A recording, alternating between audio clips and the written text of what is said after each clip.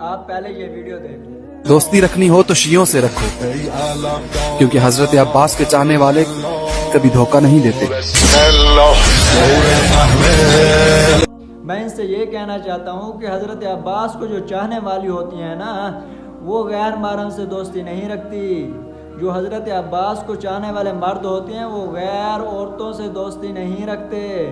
جو حضرت عباس کو چاہنے والی عورتیں ہوتی ہیں وہ پردے میں رہتی ہیں، وہ کھلی عام یہاں سوشل میڈیا پر نہیں آتی۔ جو حضرت عباس کا دین ہے وہی حضرت امیر معاویہ کا دین ہے۔ جو حضرت علی کا دین ہے وہی حضرت ابوبکر کا دین ہے۔ جو حضرت امام حسن حسین کا دین ہے وہی تو حضرت عمر کا دین ہے۔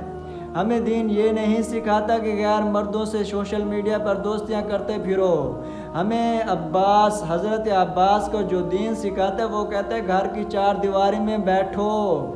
میں اپنے الفاظوں میں کہتا ہوں کہ گھر کی چار دیواری میں مرو۔ یہاں مکالہ ملنے آئے ہو، یہاں دوستیاں کرنے آئے ہو، پھر کہتے ہو حضرت عباس کا دین۔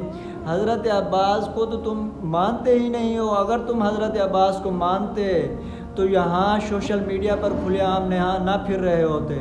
پھر تم کارڈ کھیلتے ہو، عورت کارڈ۔ عورت کو بھی آزادی ہونی چاہیے۔ عورت کو جتنا اسلام نے آزادی دی ہے اتنا ہی آزادی ہونی چاہیے، اس سے زیادہ آزادی اسلام کا منکر، جو اسلام کا منکر ہے وہ عباس کو نہیں چاہنے والا۔